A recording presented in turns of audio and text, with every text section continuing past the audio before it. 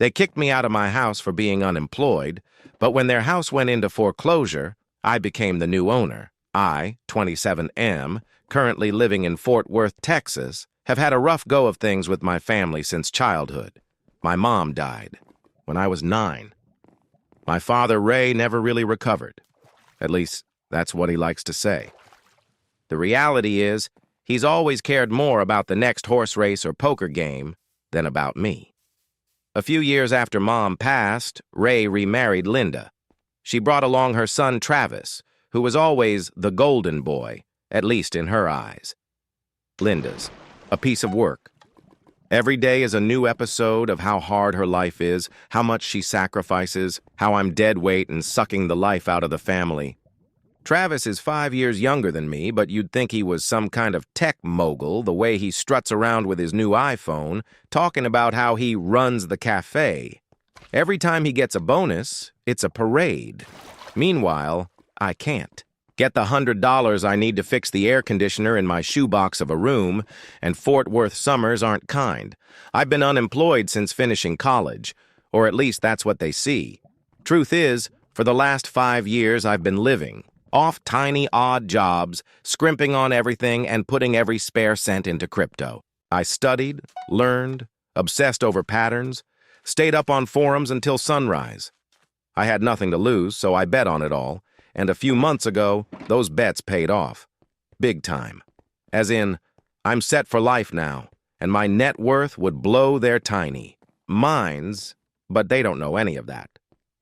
To them, I'm still the lazy freeloader, the family embarrassment.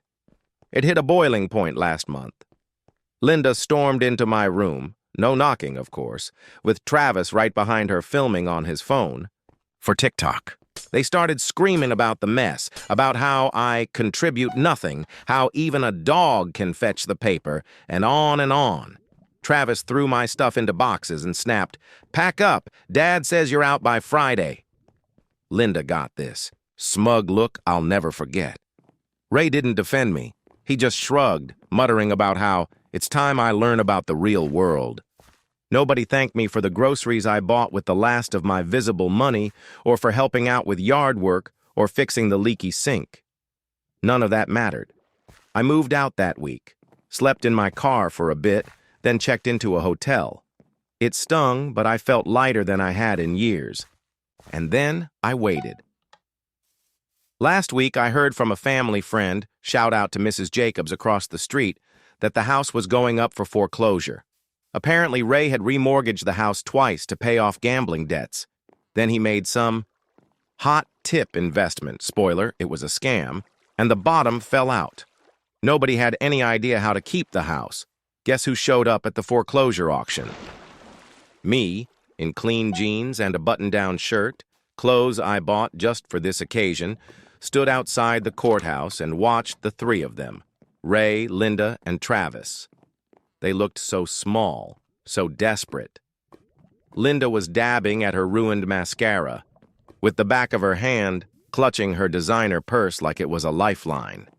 Travis had his arms crossed, shifting from foot to foot, refusing to meet my eyes. Ray's jaw was clenched, shoulders hunched, looking everywhere but at me. The auction finished quickly.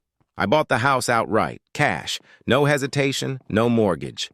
The courthouse clerk handed me the paperwork, and I signed it with the same tacky gold pen Ray once threw at me during an argument about being a man. I made sure he saw it. I stepped forward, holding the official deed.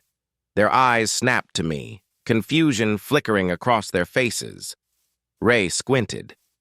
"What the hell are you doing here, Eli?" I smiled, slow and deliberate.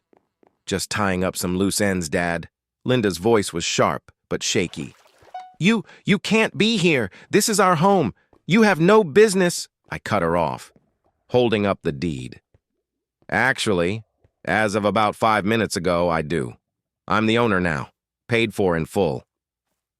I watched their faces shift, first confusion, then dawning horror. Travis dropped his phone. "No way! You're broke! You're a loser! You don't have that kind of money." I shrugged. "You'd be amazed what you can do when people underestimate you for years. Turns out I'm not as useless as you all thought. Linda's mouth opened and closed, but no sound came out. Ray was the first to find his voice. "Where the hell did you get that kind of money?" he demanded, almost angry, like I'd stolen something from him.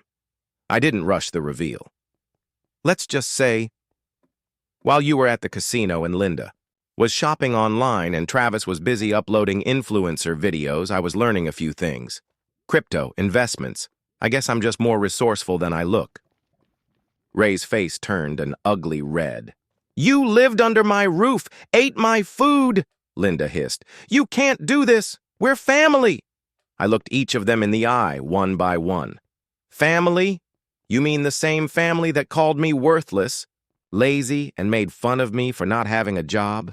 The ones who couldn't spare $100 to fix my AC in a 100-degree summer, while Travis got a new iPhone for remembering to clock in at work?